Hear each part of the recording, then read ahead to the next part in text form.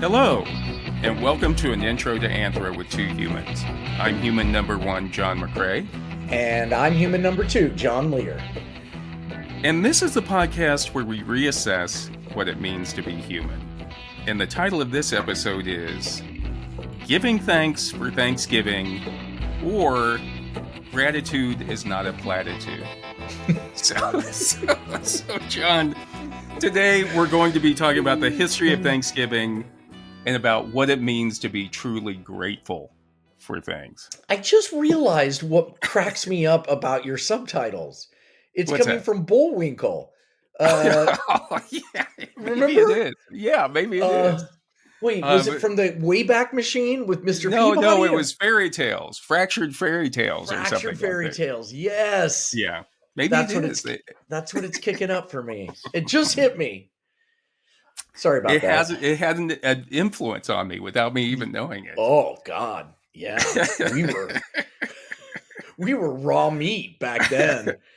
Right, just in front of the TV all day, 3 channels, advertising. I mean, they had us. They were like dialed into our brain, directed. Bullwinkle, right. Tennessee Tuxedo, all of them. They were coming. All of them, Mr. Rogers. So anyway, we've never done a Thanksgiving episode, and I went back in and I looked at the old bean, the pod bean, just at the list of what we've done. Bean. and last year at this time, we did a couple episodes. We did football fans and football fools. Okay, that fits to Thanksgiving. Right. And then we also did red lines and reindeers. Remember that one? Which yes, I do. Yes, I do. Which was about racism and redlining in the 70s, and also me playing the lead role in Elvin the Little Black Elf in the Ridgeview Elementary School production. That's a great episode. God, that was, yeah. Oh, well, we all have things in our past. Yes, we do. But we've never done Thanksgiving. So this year we're going to do a Thanksgiving episode. Hell yeah. Fantastic. Yeah. I'll get my cornucopia out. Nice. Do you decorate? Do you guys decorate the house for the? Nope, not a thing. But it will be decorated to some extent because I'm cooking. I always cook for Thanksgiving. I cook. I always cook this exact same menu. Right. And then people can fill in the gaps. I smoke a turkey on the Hasty Bake barbecue outside. Okay. Hasty Bake. Oh God. Is that the one with just a light bulb? No, that's the Easy Bake. No, that's it sounds the Hasty. Google it up. Hasty Bake barbecues has a whole following. It's this whole. It's like some say. The best barbecue, but ever, and it looks like nothing, but it truly is ingenious. And I have one that's been, has got carbon all over it, and it's just ready. It's ripe. It's perfect. So I will. I'll smoke a turkey. I will slow cook a barbecue brisket. Right. Ooh. Yes, with Kansas City barbecue sauce. Nice. I just got the what's the one on Warnell? Is that Gates? Gates, yeah. Yeah, Gates is good. Gates is good and everybody will like it. You know what I mean? Right. It's just like straight, middle of the road. Arthur Bryant is a little more refined taste. I served Arthur Bryant's one year and never again. I was the only one who was happy. It's very good, but it's not for everybody. No, it's not. Yeah. And then, although Hudson likes it, I took him to Arthur Bryant's honor and he loved it. But it's hard not to love that place when you get 2 pounds of beef between 2 pieces of Wonder Bread. It's just so fantastic. Yeah. That place is amazing. Anyway, and then it's also the Lehr taste buds. The Lehr taste buds are just genetic. A perfect fit to it. Yeah. Then I also make a sweet potato yam dish with maple syrup, cranberries, and pecans. Ooh, that goes over. Nice. That people love that. Yeah, and then I make some steamed asparagus just so we have something green that's there and ready because and everybody can tell you had it afterwards. The whole house.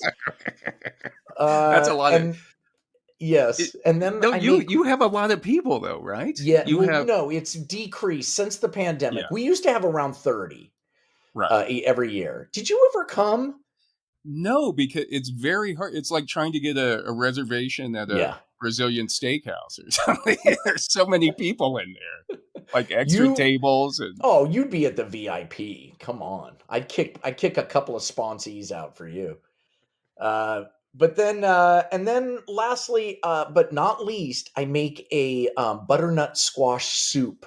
mm, And this is the linchpin to success because I yeah, make that. It takes like 10 hours to slow cook it. right. I serve that while I'm getting everything else ready. So they've all got Ah, soup and they're real happy. And that, you know what I mean? It gives me a yeah, little yeah, bumper time to get right. everything else out on the, Yeah. because you got to Keeps serve them it hot. quiet. Yeah, Keeps them shuts them quiet. up. They're all slurping. Remember at Mary and I at our wedding, we had shots of warm soup That out was, at our wedding. I sure do remember that. It was delicious. I didn't get any. I was downstairs signing the wedding license. I came Yeah, up looking for some soup, and it was the all bride gone. and groom never get to taste the food, Yeah, you that's know. true. Something else though, you have a birthday coming up. I sure do. When is it? 33 years old. Double threes. Well, I Threes was the going to hard say you way. look fantastic, but I'm going to have to rewrite this. Let me cross this out a little bit. No, I'm going to be 5'9", 59. Ooh, ooh, Oh, man. that's Yeah. old. It's That's an old. odd number. It's only divisible. It's a prime number. So that's good. Yeah, I've got that where prime numbers are lucky. right. You never Yeah. hear anybody say like, "Oh, 59 was the best year of my life." Though. You know what I mean? I've never heard anybody say that. Yeah, now that you mention it, you're right. I have never heard that.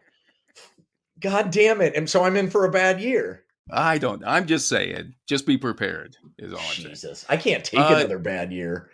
But when is it? It's tomorrow, right? Is it the 23rd or is it The 25th. the 25th. 25th?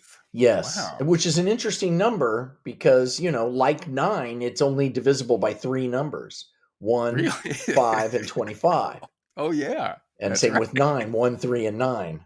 Yeah. That's the way you live your life, man. That's the way I live No my life. compromise. No Yep. compromise. Mm-mm. Does your birthday ever fall on Thanksgiving? Does that ever happen? Yeah, all the time. Really? And it's kind of a side note. Yeah. Really, my birthday usually gets shoved to the side, and that's just the way it is. People who are born on Christmas, same Yeah. thing. We know. You just they'll bring out a cake, but it's a sidecar, side note, a Yeah. sideshow. Did your parents ever do the thing where like, they try to make a joke? Like, John, this year instead of cake, you're gonna get pumpkin pie. Did they ever do that People with try you? to pull that crap all the time, and I'm like, that means you forgot. Speaking of, about, I don't know, 6-7 years ago, Yeah. my entire family forgot my birthday. Oh. And I thought it was a joke. I was like, in fact, I was like, oh no, they're going to throw a surprise party because usually, Right. And I hate surprise parties. And, and then I got into the evening and I'm like, wait a minute. You may hate surprise, but it's better than nothing. You know what I mean? It's better than nothing. And I finally mentioned it and my wife was like, oh my God, they'd all forgotten. All of them. Were you just fucking dicks? Were you just like, oh boy, like looking out the window, like, oh, people are gonna be coming up soon. I'm gonna catch them. Are you? I just didn't know what was going to happen because I knew something was up if they're not mentioning it. That's always like the tell. But then they just totally forgot. But on the flip side, the following year, they went way out of their way. Like I had they sushi should have dinner, and everybody got me gifts and handwritten cards, and So maybe it should be every other year people forget, and then you could have a good, every other year you have a really, really great birthday. I mean, honestly, because it's on Thanksgiving, I never really thought much of my birthday. It's never been like a thing, just right. Just another marker for sprint towards death. Well, I'll be thinking of you on the 25th. Thank you. And as I have turkey and pumpkin pie on Thanksgiving, I'll be thinking of your birthday. You very often will send me a note or a text or something, and I appreciate that. The very least I can do. The very least. Well, no, the very least would be forget, but it's one up from that. Here's the thing I really hate about birthdays in this modern age is Facebook. Oh, yeah. Everybody wishes you happy birthday, and I feel obliged to respond, and it's unending. It's just, I mean, I appreciate it, but I don't, yeah. It's too much. Yeah. I'm still a newbie on the social media because I only started doing it last year because of this show. So I'm still trying to figure things out. You'll see. You'll see. Everybody and their cousin drops in. Oh, Happy birthday! Thumbs up or whatever. So anyway, let's move on. We have this episode that the title is Giving Thanks for Thanksgiving, where gratitude is not a platitude. Yeah, boy, is that true. Just so we're all on the same page, a platitude, according to Collins Online Dictionary, it's a marsupial. Yeah. Has sex with itself, I think. Does the platypus have sex with itself? No, I don't think so. Oh. I think I'm thinking of an earthworm. I don't know, but it's... Well, you really missed the mark if you're thinking of earthworm from a... Platypus have barbed spurs that have poison. They're poisonous. They lay eggs. They're mammals that lay eggs, right? Yeah, they're marsupials. All right, marsupial. All right. There you go. There you go. We'll try to work that in somehow. Mm-hmm. It's your birthday. I guess we have to. So a platitude, according to Collins Online Dictionary, is a statement that is considered meaningless and boring because it has been made many times in similar situations. Yes. And dictionary.com says that a platitude is a flat, dull, or trite remark, especially one uttered as if it were fresh and profound. Well, that's out of the box. You're thinking out of the box. And in the article, 10 useless platitudes to stop saying this year, headspace.com says platitudes are vague, often cutesy sentiments, the hallmark cards of reactions. While these may look nice on decorative paper, they don't offer much help or compassion during conversation. Yeah, boy, is that true. Best wishes. Yeah. And they give some examples like nice guys finish last, or everything happens for a reason. That one's not true. And then there's more fish in the sea. You'll have people say that. Oh, God. And usually you'll have people like throw that. You'll be going through a crisis, or maybe, and someone would just throw one of those things out at you, like "There's more fish in the sea," and then just respond by stabbing them right in the neck. right. Or they kind of look at you like they're saying something, like they're Socrates or Aristotle or something. Yeah. And I usually try to avoid platitudes. Because I had a very awkward experience years ago in Chicago one time. Oh, do tell. And it was when I was working at the Italian Tourist Board, and I worked with an older gentleman who was about 25, 30 years older than me, who was Italian. He was from Italy. I've mentioned him before. Very nice guy. He was your age where you are now. Right. Looking back, I need to find some guy like me that I could just kind of like expound, just throw things out to him. Yeah. But very nice guy. Had a really good friend. Did a lot for me. Had I owe a lot to him. But anyway, one time he was going through a breakup with his girlfriend. And, like everybody does when they're going through a breakup, everything he talked about related to the breakup. Yeah. You know what I mean? And it just went on for days and days and then weeks. And, this is the corner we met. And, oh, wow, we got a hot dog at that place the first time. Yeah. Blah, blah, blah. Yeah. Or like you couldn't, like, you'd say something like, wow, this coffee is really good. It'd be, what else is really good? When I first started my relationship with, so-and-so or something. Oh, yeah. And so one day he called me and he's like, John, you must come in my office. And it was so, I mean, it sounded so serious and such urgency. I thought it was something to do with work. And so I go in his office. He's like, sit down, sit down. And so I sit down, and he just started talking about his relationship again. What? So he had called me in at work but to what go was the on thing about. that made it so like you got to hear this?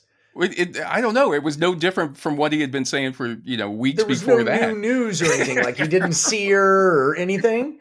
Right. So he just kept going on, and so I happened to be, I just said, "Well, it'll all work out in the end." Oh boy! And all of a sudden, he just stopped and stared at me. Oh no! And then he said, "John, what sort of stupid, idiotic shit is this? It'll just work out in the end." Yeah. He said, "What about the people in Auschwitz?" He goes, "Did it work out in the end for them?" Yeah, exactly. And so it is weird that you would say that too, because you're a nihilist deep down. I'm kind of surprised you would even say that in the first place.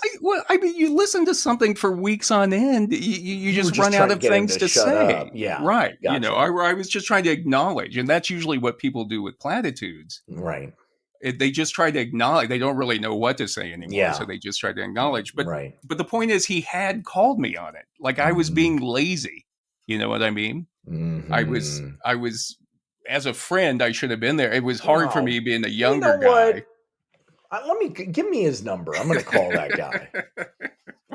He needs a wake-up call.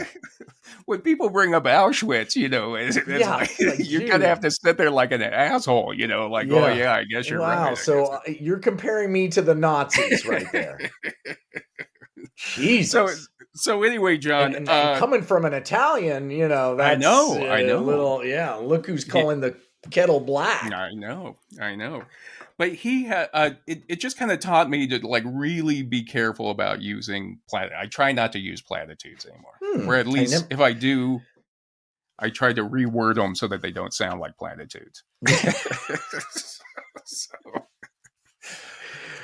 So we're going to be talking about gratitude. Yes. And what, like, trying to express authentic gratitude. Oh boy. Yeah. Yeah. Let's see if we can do it. I don't know if the two of us are the right people for the job. I know. I'm just going to try to make it to where we try not to say some stupid, idiotic shit. Okay. All right. It'll be our first podcast where we don't say stupid, idiotic shit. But right. That's true. But we're trying to be authentic. If we say it, we want to be authentic about it. To each his own. Right. Oh, there's a plan. God damn it. No, there's another one sneaks out. They just sneak out. And then the other thing we're going to do is look at the origins of Thanksgiving. We're going to take some time. We're going to stop and smell the turkey. So that's not quite a platitude, but and I would say as humans, it seems like deep down we do want to be grateful for things, even though we often don't say it. Yeah. Nothing worse than you send something to somebody and you don't hear back from them. I'm like, just let people know, just acknowledge that you received it, even if you're not going to thank me for it. Yeah. But there's also another reason why I wanted to talk about Thanksgiving this year. And that is years ago in Los Angeles, I had someone who met me and they were introduced to me. I was introduced to them. And they said, "Oh, John McCray, like the poet. I was in Canada once and they read In Flanders Fields on Canadian Thanksgiving." So for those of you who don't know, John McCray, McCrae, not like me, I'm McCray. Yeah. But there was a Canadian poet, McCrae, who died in World War I in France. Okay. And before he died, John McCray, the poet, wrote a poem called In Flanders Fields. And it says, "In Flanders fields the poppies blow, between the crosses row on row, that mark our place, and in the sky, the larks still bravely singing fly, scarce heard amid the guns below." So it's a war poem. We're talking about all the lost during war. That second to last line seemed kind of, he wimped out with the fly line. That doesn't seem, I'm like, you could have, come on, McCray.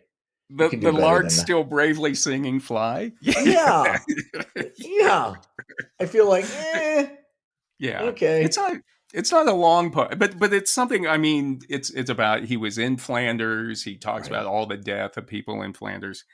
It's a very beautiful poem, but I could never understand why Canadians would read that on Thanksgiving. Yeah. You know what I mean? It seems like a kind of a downer. Sure you know does. what I mean? But and you never got an answer. Well, maybe one.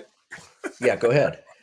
No, well, that's what I thought. This would be a good opportunity to research that and find out why Canadians read In Flanders Fields on Canadian Thanksgiving.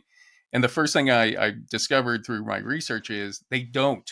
Oh my God. So that person just started something. See, this is what happens. This is what happens. Somebody says something and then it ricochets around the world. And the next thing you know, a guy's researching it for his podcast. I know. They read it on Remembrance Day, which is November 11th, which is when... makes so much sense. I know. That makes... Yeah, when the Armistice Day. It used to be called Armistice Day. Yeah. I have a question. What is the Canadians' Thanksgiving story? Like, what happened on Thanksgiving for them? It goes back to 1578. Jesus. In Canada, Martin Frobisher, who was an explorer, and he had a Thanksgiving on, I don't know what day it was, but in 1578, Martin Frobisher had a feast to celebrate his crew making it across the Atlantic. Well, shit. That shouldn't even be called Thanksgiving. It's confusing. Was he a Puritan? He wasn't a Puritan. Okay, no, well, then that's ridiculous. I don't think... That feels to me kind of like Hanukkah, and, where we inflate Hanukkah just so the Jewish kids can get presents. Yeah. Is it a big holiday? No. I mean, it's, some oil. There was a miracle. The oil kept going. That's it. And now, a Hanukkah or a menorah stayed alight for 8 days. Yeah. When they were purifying the temple after the Greek Syrians just desecrated it. God knows what they did.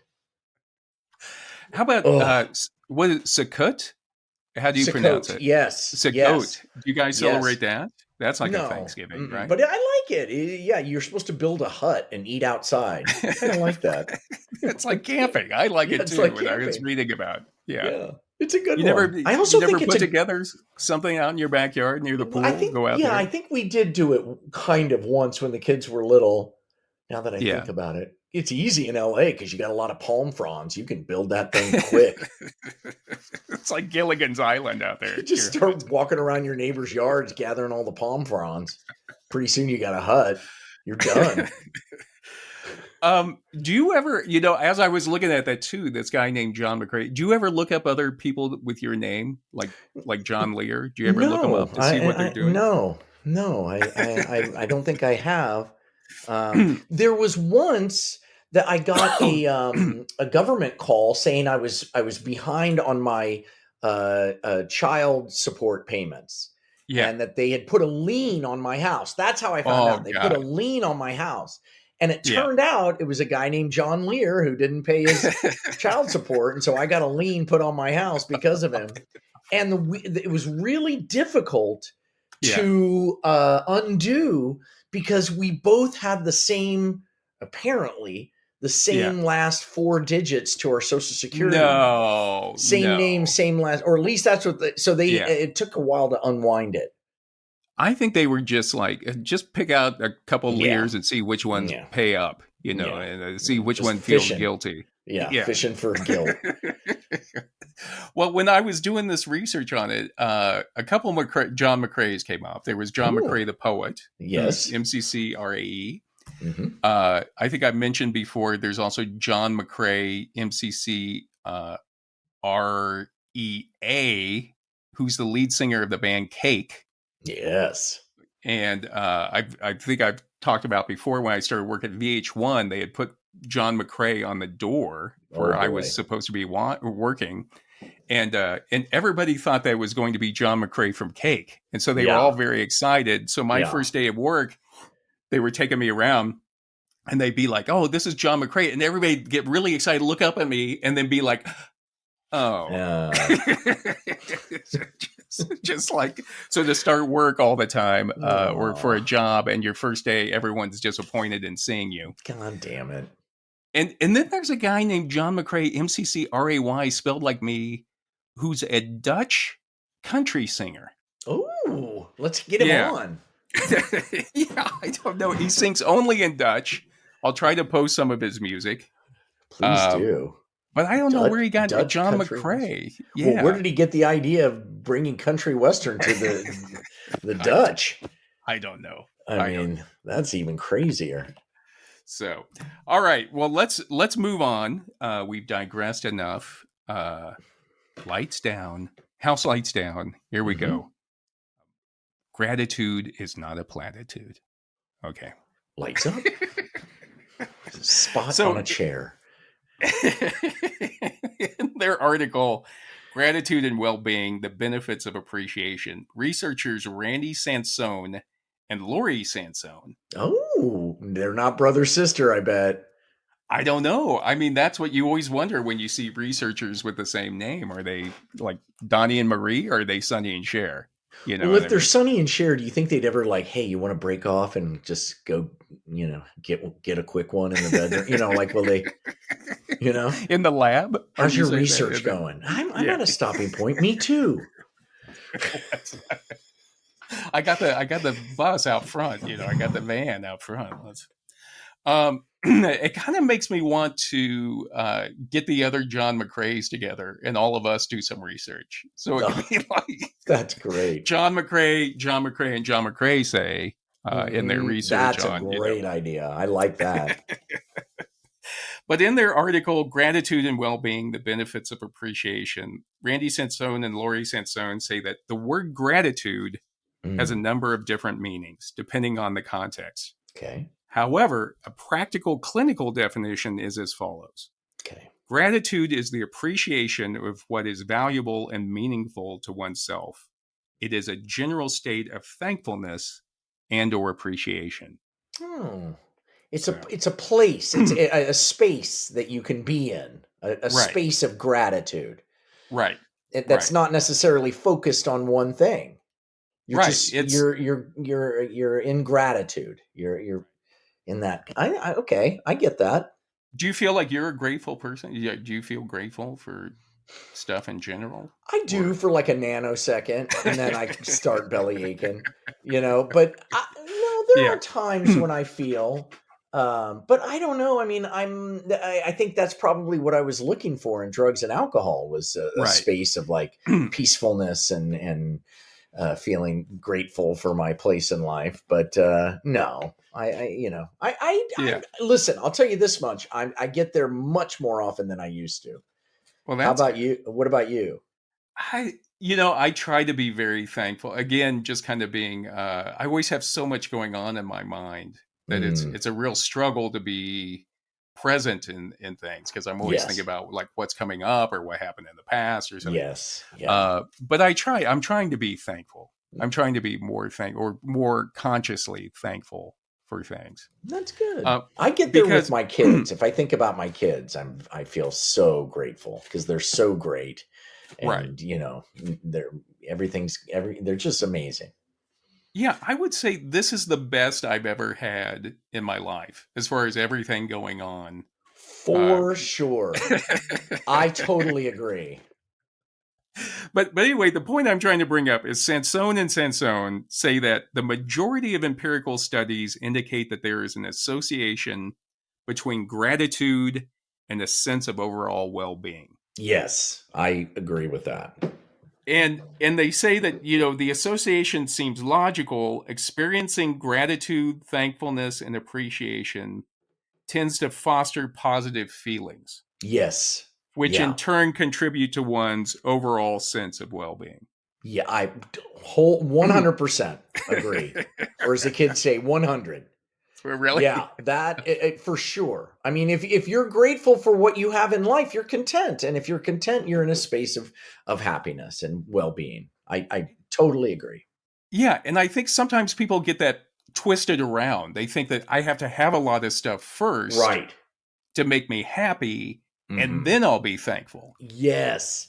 But then you start talking to them about what happiness is and what their definition of happiness is. Right. And that's where it gets funky. Because Yeah. my definition was like exactly that. Like I need like a self-help kind of approach to life where I need things and experiences in order to make me happy. Right. And it had to be this, orgasmic kind of feeling. Right. Right. And then over the years, I've realized, oh, it's a peace. Happiness is a peaceful experience. It's a kind of Yeah. a quiet, relaxed experience. So, yeah, I think that word "happy" is a dangerous word. it's squirrely. It's hard to Yeah, pin down what yeah, that is.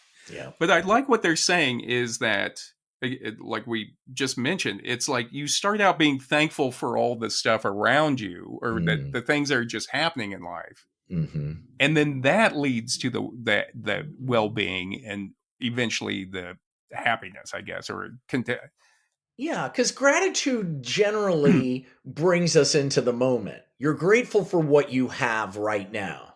You're right. grateful for what's in your life right now. I mean, not always, but that's generally where you end up going. And Yeah. getting to that present space is basically what, Buddhism and Hinduism, Right. so many Right. different religions say that's where you need to be in order to be happy. Be right here.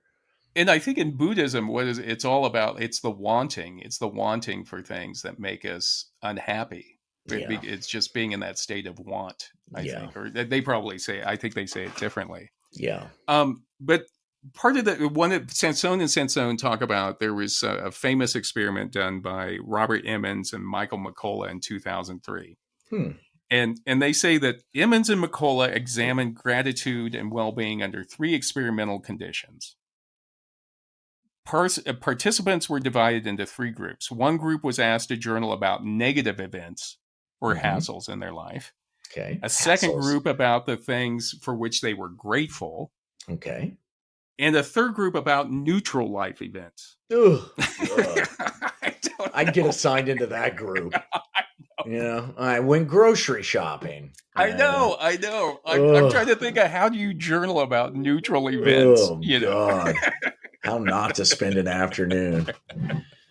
I almost want to, I was thinking about, I want to start journaling about neutral events and just have like volumes and volumes so that after I pass away, people will find it and I have to go through and it won't reveal anything about me. It will just be like a list of things. It's like in The Shining when he's just like all work and no play. And you think he's written a novel and it's all just this bullshit.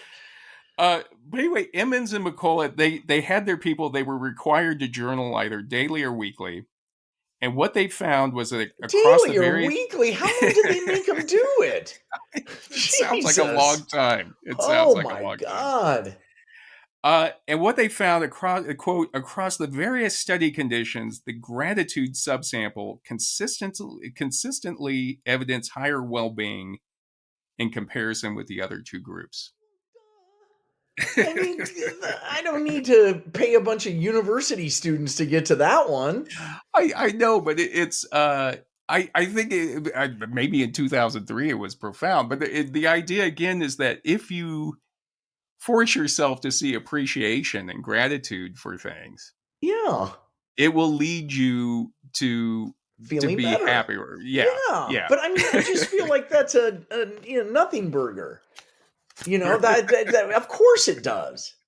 It's like modern art, though. Did you think of it? No, I did not. But I know people who do gratitude lists. Have you ever run into that? People who will text each other gratitude lists every day. Here are the things I'm grateful for. Yeah. It's like a thing. Maybe it's just really LA. No, I didn't know. But yes, that's that. Where they'll say, and the thing about gratitude lists are, after a while, you're like, oh shit, what am I grateful for today? And you get down to things like, well, I'm grateful my arms work or whatever, Yeah. But still, it doesn't matter. If you're grateful, you're grateful. Wait. You just wait. You just gave me an idea, and I know the person I'm going to send it to. Happy birthday! I'm grateful for your birthday. I'm grateful. Aw. Yeah, that'd be a good gift. But anyway, Emmons and McCullough's, and this is coming from the Harvard Medical School. Those guys aren't fooling around. I'll tell you, they mention they're at Harvard every time you see them. These are rich guys. They know what they're doing. Yeah. But they say after 10 weeks, those who wrote about gratitude were more optimistic and felt better about their lives. Surprisingly, they also exercised more. Mm-hmm. And had fewer visits to physicians than those focused on sources of aggravation. Totally agree. That makes total sense to me. Here's the thing. You and I both suffer from depression. We've been out in the open about that, and we're medicated and we're doing well. But the thing about depression is the exact things that treat depression are the exact things you don't want to do. Like they know that exercise helps depression, but the last thing you want to do when you're depressed is go out and run 3 miles. You know what I mean? Yeah. So of course, if you're doing things you're grateful for and it's putting you in a positive space, then why not go to the gym? It'll be fun. We've talked about it before too, is like sometimes when you quit drinking or quit smoking or quit doing drugs, you want to put yourself through that you want to see what your body can do in some other way. Mm-hmm. And the same thing that used to cause you to say, I wonder what my body would do if I drank 2 cases of beer or something. Mm-hmm. It's like, you can now say like, but you can say, I wonder what my body would do if I don't drink 2 cases. Right. Or I'm willing to say, I wonder what my body will do if I'm grateful for everything or try to be grateful. I think it will make us both happy. Maybe we should do a gratitude list to each other. I'm willing to do. Let's try it and then report back to everybody. How many things do we have to put on the list though? I don't know. Because I don't want to be doing like 5 and you come back with 30 something, it'll make me feel terrible. I'm going to put 1 on there and then I'm just going to be like, repeat it, like just forward it to you every day, the same thing. So I'm tired of too much going on. According to that study, you'll work out more. Sansone and Sansone also mentioned that there were some studies that showed that there wasn't a correlation between the two. And they said that, quote, among divorced middle-aged women, researcher P. Henry compared those who journaled gratitude experiences with those who read educational materials and those on a waitlist group. And the treatment group showed no improvement in their satisfaction with life. And I just think it's because when you're going through a divorce sucks. Divorce sucks. Yeah, there's nothing you can do that's no gratitude list. It's like, fuck you, I'm not doing that. I know. I love the group that's on the wait list. That's the control, I'm guessing. Yeah, right? Yeah. And you're on the wait list to be in the study. Yeah. I feel kind of abandoned. Nobody's called me back. Nobody's seen me. I feel lost at sea. Sansone also noted research by K. Malin Ozymkowski, who, quote, examined the effect of a gratitude visit. And a gratitude visit is the writing and delivering of a letter of gratitude to someone in their lives or your life who was never properly thanked. Oh, that's so great. Yeah. So they looked at it in children and adolescents. And in this study, the gratitude exercise was not associated with enhanced well-being. Your kid, okay. Well, no wonder my kids don't do that for me. Doesn't help them. That was my thought. It's like, you're looking at children and adolescents. What you're asking a 10-year-old to write their grandma for something they forgot to thank them for. Feel any better? No. Yeah, I mean, it's just like, I don't think that's not like a accurate result, I think. And the reason my birthday got forgotten is because I've made it clear to my kids, you don't have to get me anything. I mean, don't feel like you have to do anything. Yeah, but that's what everybody says. You alive.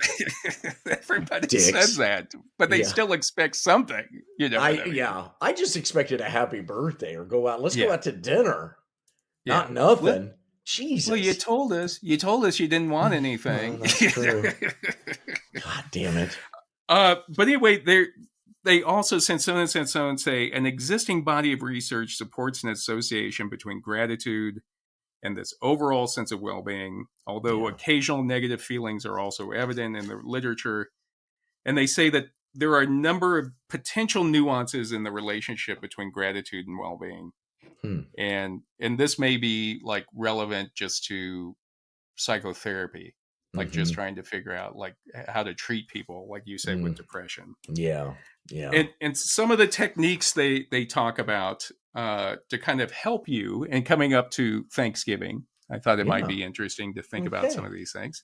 All right. Are journaling, which we mentioned about things for which you're grateful. Did you ever journal when you were getting sober or anything? But I never liked it. I never liked it. I was just like, oh my God, I just want to play a video game. I sometimes I would go through periods where I would try, and every once in a while I'll come across like an old journal. I'll open it up and I'll be like, "Who's this asshole?" You know. So maybe that's progress. I don't know. Yeah, of course it is. The other thing is thinking about someone for whom you are grateful. Yes, I'm very grateful to have you, Mr. McCray, in my life. Same here. You have saved my ass on many occasions in my life. And that's true. Just by being there. And you never thanked me, not one time until now. Well, there goes the end of this show. It was going to be 30 minutes of me just talking about how I appreciate you. But just forget it. Jerk. The other thing they say, writing or sending a letter to someone for whom you are grateful. So again, all of those involve work. It involves action. You have to take action to be happy. You have to take action to be to express gratitude, and by doing so, you'll feel happy. That's true with everything that makes you feel happy. You have to do something. It takes action. You have to exercise. You have, in this case, do things for nice people. You have to show up. You have to, do your laundry, make your bed, brush your teeth. It's all those things. And when you're depressed, you don't want to do any of that. Yeah. Yeah. I think the thing is, I think a lot of people, myself included at one time, or even now when I'm depressed, is that I feel like it should just come to me. There should just be happiness. I deserve happiness. Right. I think a lot of people think that. I know I certainly did. Right. I blamed whatever, the God, the universe. Why the hell aren't I happy? Everybody else is. Right. Why do I deserve this? It's like some punishment or something. When in fact I'm doing nothing. I'm just eating fried chicken and chocolate, watching, reruns of Special Victims Unit. Yeah, and being pissed off all the time. Why aren't I fucking happy? Why don't I have it? It's just like, that's the way it is, Yeah, and complaining when I'm out with my friends. I'm not happy. They'll say something like, I got a new job. And I'll be like, I didn't. Yeah. They'll give a platitude. Well, it'll all work out in the end, John. That makes me feel better. Yeah. I'm unlike that Italian dude. That makes me feel better. If it all works out in the end, then I'm fine. You can put a needle in my eye as long as I know in the end it's going to be fine. Yeah. It'll get you to shut up. You just have to, if you're going to use platitudes, you got to be really sincere about it. Yes. You know what I mean? Look them right in the eye. Mm-hmm. It'll all work out in the end. Ooh, that's good. Trust me. That was good. Yeah. Are you looking right at the camera? No, I was looking off camera. Yeah, wow. I have you. I'm actually watching a movie in the background right now as we're doing this. The other thing they say is meditating on gratitude. So that one's, you don't even have to get up or do anything. You can do that all I've been meditating for years, and it's a pain in the ass, and it's nothing. It's nothing. I just have to sit there and and I can't every single time. I'll fall off it, then I'll come back, and it's amazing. It's like I'm pulling, splinters. All I got to do is sit there, but I don't do it. I don't want to do it. Do you still do it every day? Not lately, I haven't, but I have gone through large periods of my last 20-some years doing it every day. Here's another question. Do you do a prayer before when you have everybody over for Thanksgiving? Does somebody lead the prayer? No, they're all pagans.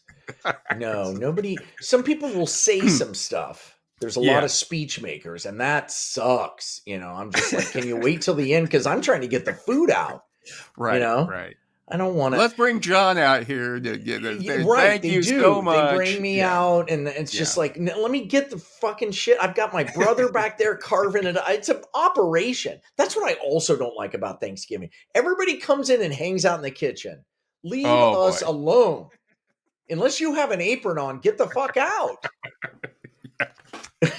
Yeah. It's you need to pitch in, or just being in there to keep somebody company. They don't need company. Yeah, or they'll come in and want to look at the turkey. Don't look at the turkey. You let hot air out. There's a thing happening there. Yeah.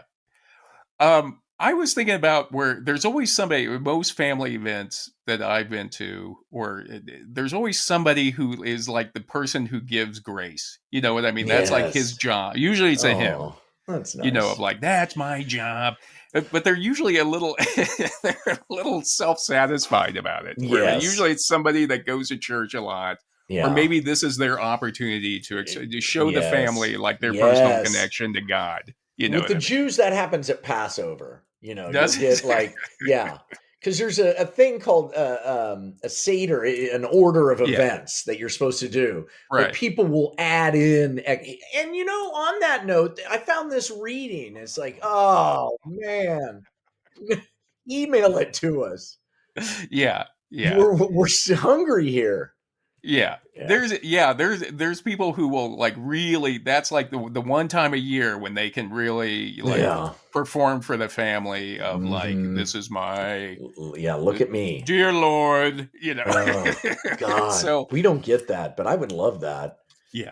My thing is, if that happens to you, if there's somebody like that, once everybody sits down there, that not quite settled, speak up and say, hey, can I give grace this year? You know what I mean? Just kind of, and just see how they look crestfallen when they hear you do that. Jennifer, my wife, had a year where she gave underneath everybody's plate was a little tag, and you wrote something you were thankful for, and then she gathered them all and tied them on a tree. Like a little, this wooden, 2 foot high thing that was then a kind of a centerpiece. Right.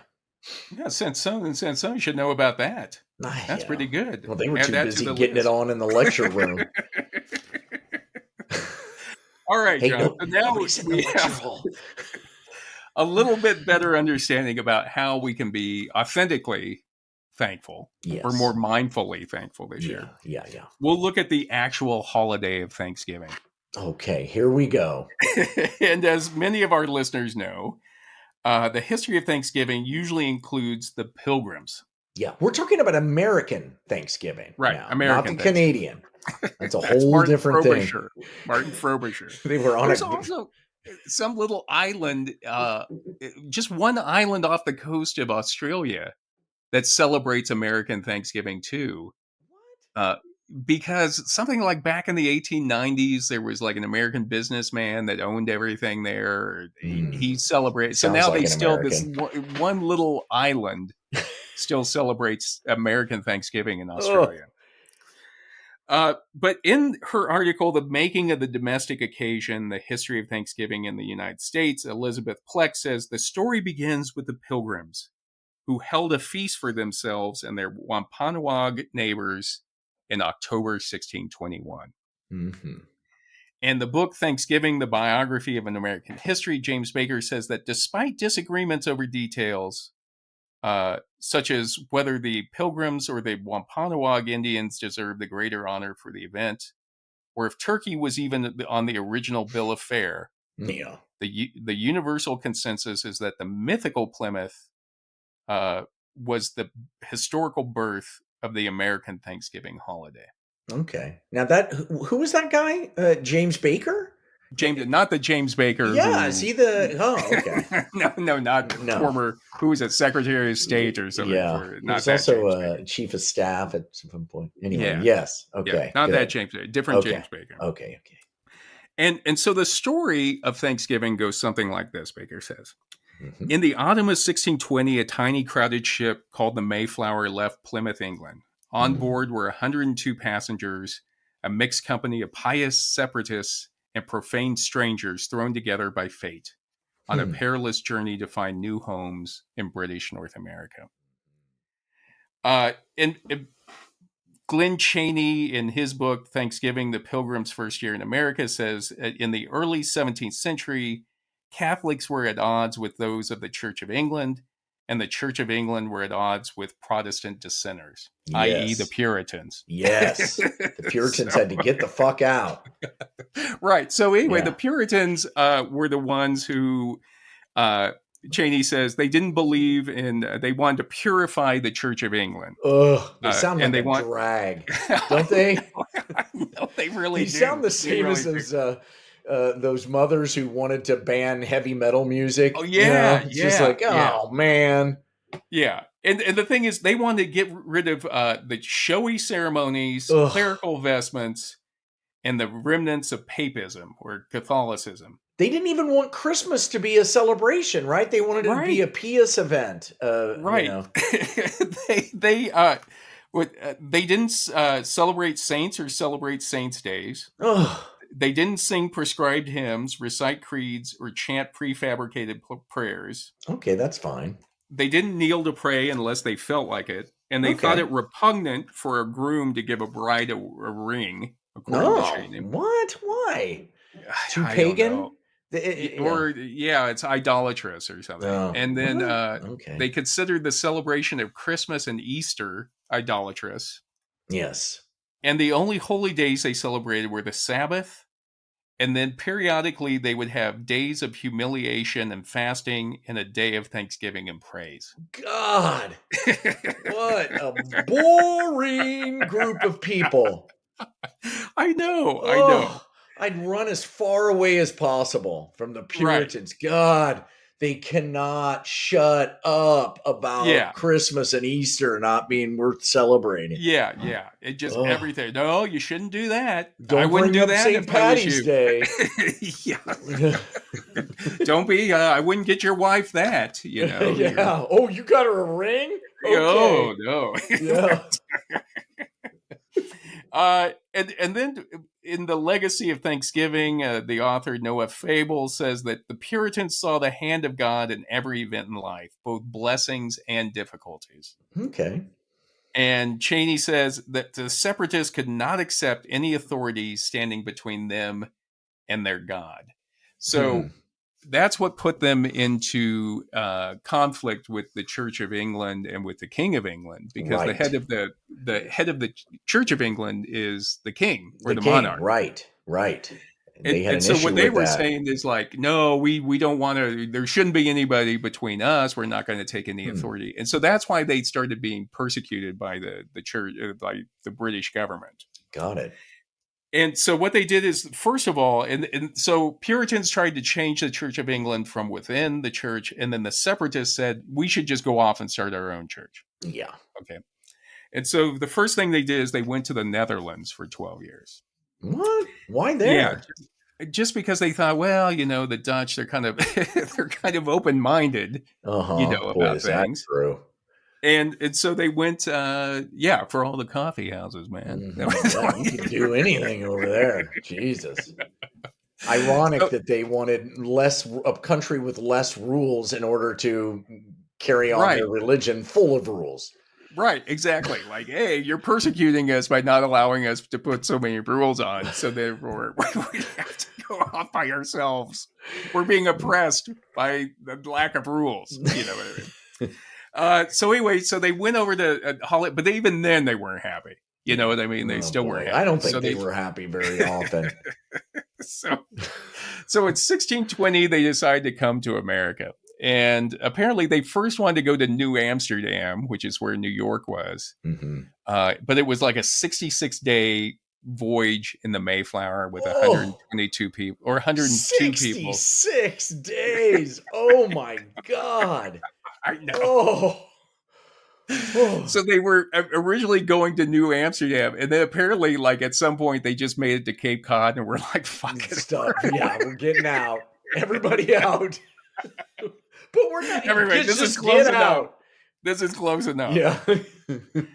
And so then they kind of scouted around for about a month, and that's when they went a little bit closer onto the mainland, or kind of, and that's where they founded Plymouth Colony. Yeah. Okay.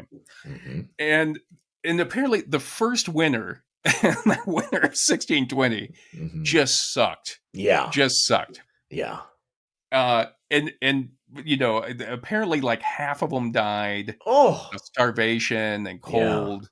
Yeah. And then the next spring, James Baker says, quote, "A lone Indian entered the settlement and astonished the colonists by greeting them in English." What? I didn't know this part. Yeah. Wait a minute. This was Samoset. This is Baker talking. A native Sagamore from Maine who had learned the English language from English fishermen who made annual voyages to the Maine coast each year. Okay. So they looked out. So they're starving. Samoset. I have heard of Samoset. Yeah. And he came in and just to see, like, he already spoke English. He was very like, oh shit, you're Puritans. Yeah. He starts to back away. No. Yeah, he was probably shocked because they're definitely like not like the fishermen that he was meeting, walking around in those outfits, the buckles on their hat, no booze, nothing like no booze, no tobacco, nothing. Yeah, no rings. Forget the booze. We don't even get to jewelry.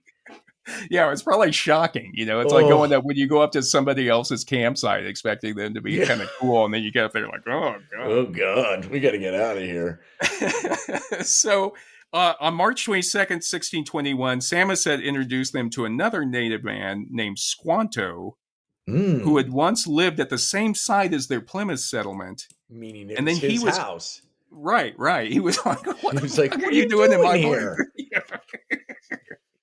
And then tried to play it off like, I get, all right. But okay. He had been kidnapped by an English sea captain, sold into slavery to the Spanish, then escaped, made it to London, and then came back to the United States. Wow. Or not United States, came back to America. Wow. Yeah. That's fantastic. What a story. Right.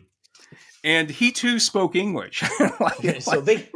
So let me get this straight. They come across 60 some days across the ocean, and the first two people they meet both speak English. I know, it's crazy. Wow. But God does love the Puritans, maybe. But he's the one, Squanto's the one who actually taught them how to grow corn and kind of helped them. I mean, maybe afterwards. Fish in the ground? He put fish in the ground. Well, how does that help, putting a fish in the ground? Nutrients. I don't know the chemical process of it all. Okay. Come on. This is an anthropology show. You plant a seed and then just put a dead fish in there and cover it up with dirt. Huh. Yeah. Okay. And the plant feeds on that. All right. And then so the next spring, they were able, thanks to Squanto and Samoset, they were able to kind of survive a little better. Yeah. They were able to grow some things. Yeah. So then in that fall, as a harvest festival, they declared a single day of Thanksgiving, meaning that, so this wasn't going to be an annual thing. It was going to be a 3-day celebration. 3 days? 3 days. Yeah. And everybody the Puritans just got it on, right? If only when they let them party before they send them off. Just we're like, was it the Amish with Rumspringa or something? Like you can just go out and do that's what you it. Yeah. No, and I'm sure that, I mean, a 3-day party with Puritans, I'm not sure if that would be. No. Oh, God. Anybody want to hear the story of Jesus? No. Oh, God, please. Nobody laugh, nobody comment on Yeah. how good the food is, No. But they say, and nobody really kept an accurate, catalog or an accurate journal of what Right. actually happened on that first feast in 1621. Yeah. And so there's some people say that, there was something about the Indians brought some deer meat, and then the Puritans went out and got some birds.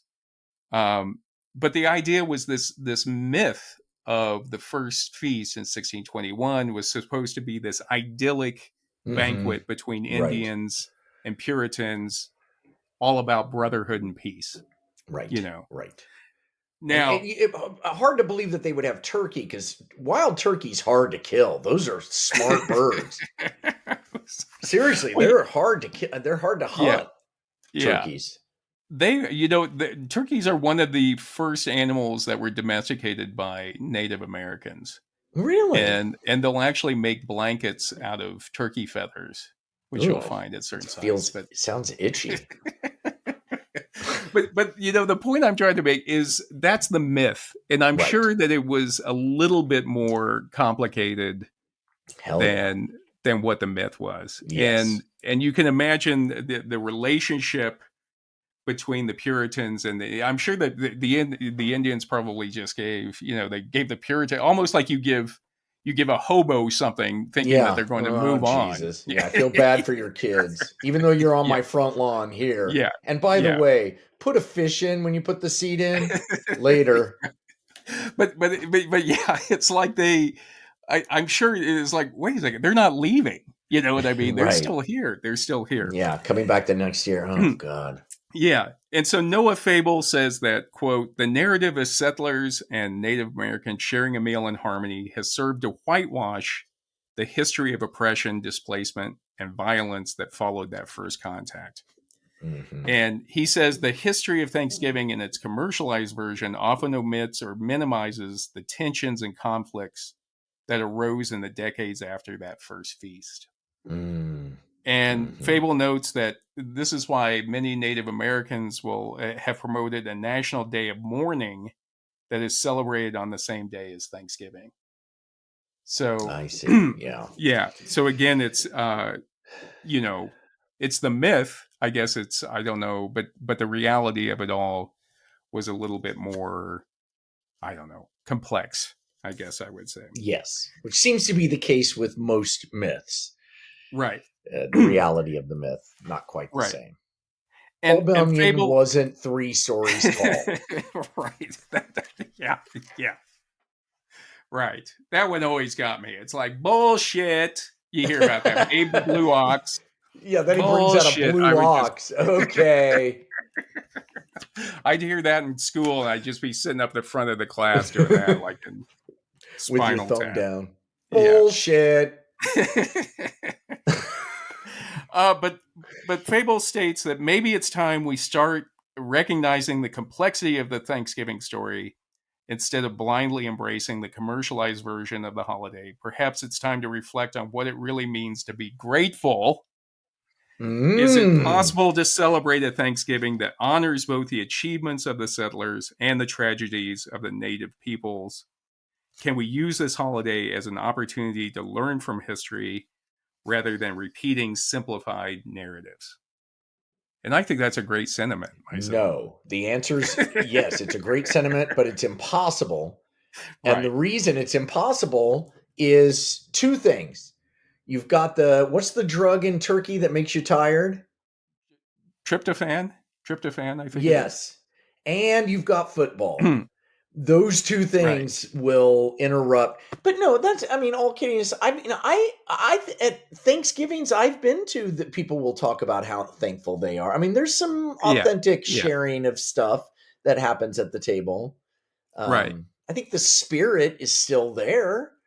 Yeah. It hasn't been commercialized. Like when you look at Christmas or Halloween, Thanksgiving's kind of just, it's held its own, really. I mean, I would say in the scheme of things, it's not bonkers. Let's put it that way. It's not like, Valentine's Day or whatever.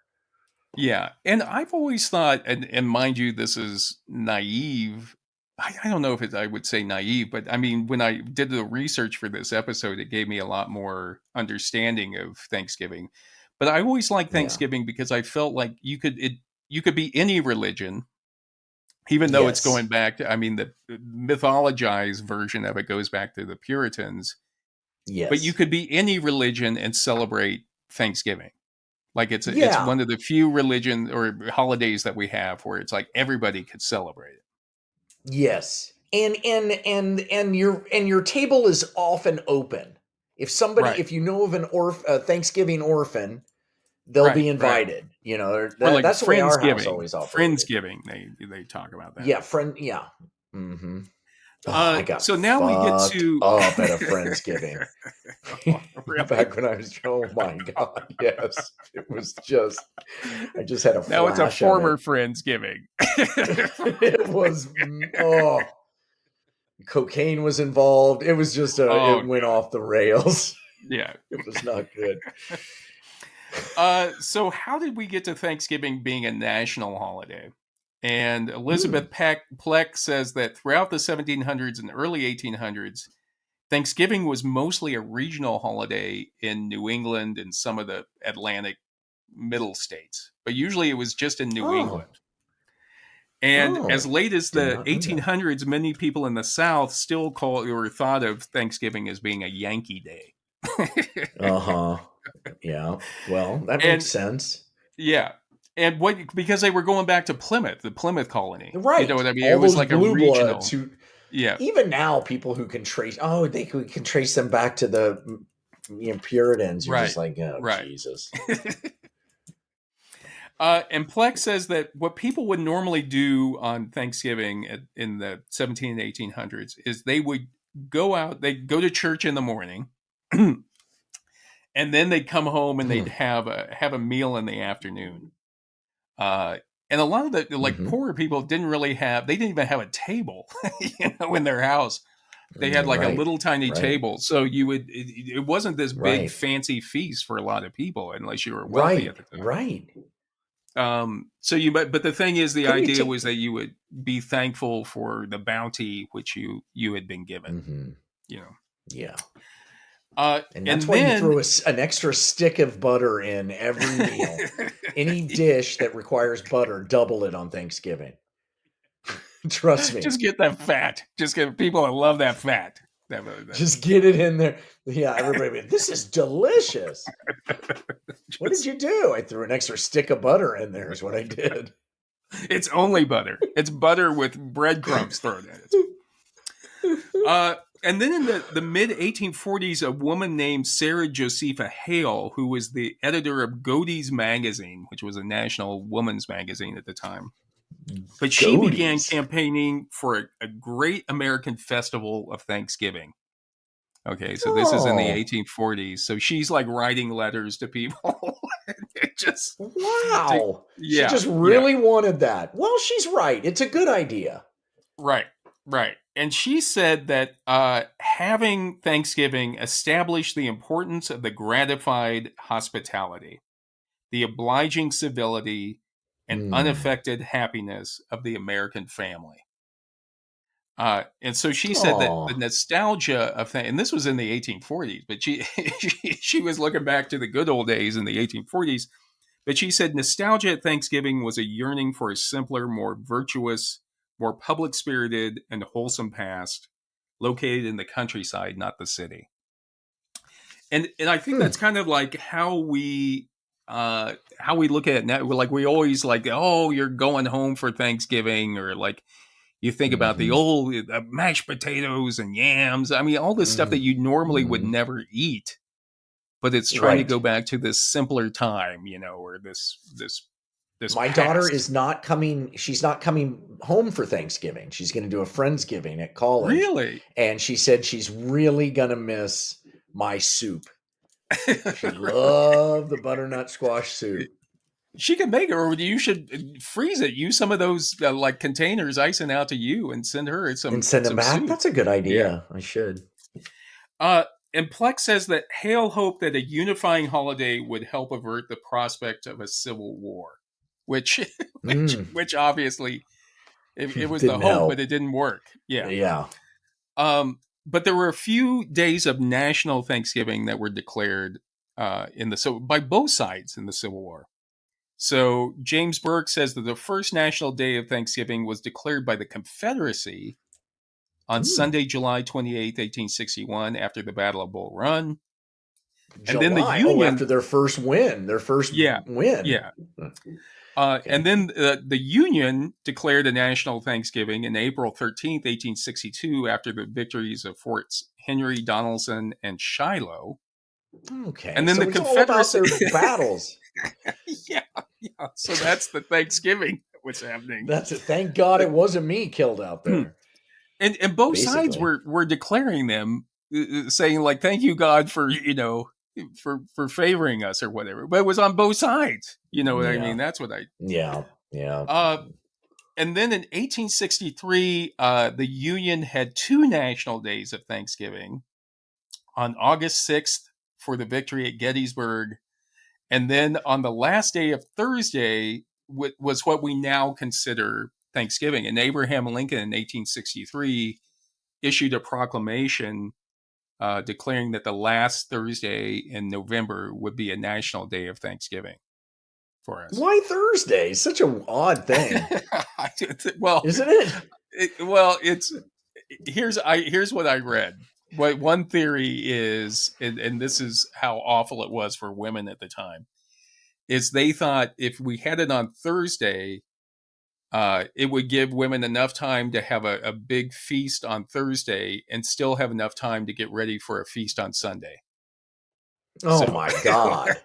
So it sounds Jesus. awful. It sounds awful. God. Oh, yeah, that's true though. I would need a couple of days to turn my meal around. Yeah. So then in the late 1800s, when the number of immigrants increased coming to this country, Thanksgiving became a way of trying to assimilate people from different cultures. And Plex says that teachers told their students that all Americans were immigrants or their descendants, although some had arrived earlier than others. And then she said that the Pilgrim Fathers had come in pursuit of religious freedom, where other people had come in pursuit of better jobs or more food. And the schools recognized at that time in like the 1890s that they had to develop an emotional bond between the immigrants and the nation and a love of country. And so they used this kind of mythologized story about Thanksgiving that everybody could kind of, participate in to try to build this national unity. That's good. Yeah. Yeah. And Anne Blue Wills says that 17th century Thanksgiving aimed to bring the unavoidably sinful human heart from the margins of faithful life back into the covenant fold, meaning that it was very much more religious, like the Puritans at the time, the 17th century. In the 19th century, she says, Thanksgiving meant to bring she says perceived threatening elements on the margins like Catholic and Jewish immigrants, black and white Southerners, urban laboring masses into the national fold. Where the pilgrim soul sought God, the 19th century pilgrim heirs sought a certain kind of Americanness. Mm-hmm. And so, if you think about like growing up, even when we were kids in the 70s, Thanksgiving, remember, we would always celebrate Thanksgiving. And Thanksgiving, like she says that, Thanksgiving back in the 20s was probably the most celebrated holiday in public schools, even more so than Christmas. Wow. That surprises me. Yeah, because they hoped to like kind of unify people, all the immigrants that had come to this country. And that's fantastic. That's really cool. Yeah. Boy. Well, maybe it can maybe it can continue to work its magic somehow. I don't know. I was thinking about I don't know, these are just things to keep in mind as you go to Thanksgiving, or our listeners go to Thanksgiving. I would love, compared to the idealized version of the first feast on 1621, I'd love to see like a modernized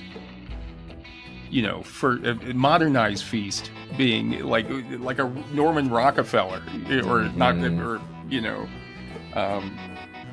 just painting of like all the different types of people, just everybody getting along in this idealized version. Let's sit down and eat together. Yeah. And then we're gonna go watch some football. Man, right? It's and the Chiefs are playing Black Friday. I know. Yeah. I can't wait. I know these podcasts are gonna live forever, but when we're recording this, it's it's gonna be a good one.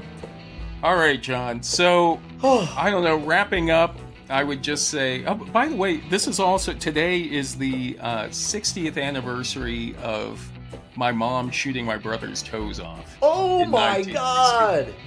That's fantastic. So I want to wish, my mother's no longer here, but I want to wish my brother a happy anniversary. Yeah, maybe he could take a picture of the foot and post it on the on the side. Because you just always show it to your mom, right? On her birthday or something? Well, he would send it. He posted today a picture of the boots he was wearing when she shot. Oh my God, I gotta see that. Yeah. Oh, and then there's another thing. I know, my poor mother. It was an accident, a hunting accident. Hurting her. Yeah, and the irony of it all is that the same day she shot my brother, my uncle shot my cousin. Wow. Like they went to the doctor in Onega, Kansas, and the doctor was like, "McCray, weren't you guys here this morning?" Like, no, we weren't.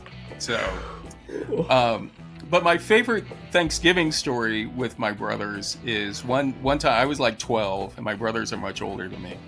But we decided to go pheasant hunting the day after Thanksgiving. So we made turkey sandwiches with the leftovers. We put mayonnaise on them and everything.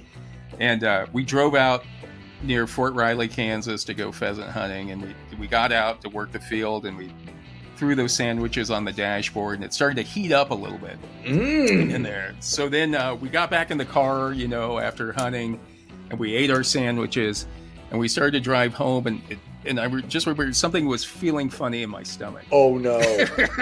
Yeah. Oh no. And it was like somebody had flipped a switch, and my brothers and I were all hanging out of the car throwing up. We all got food poisoning from the bad mayonnaise. The mayonnaise had warmed up and on the dashboard. Of course.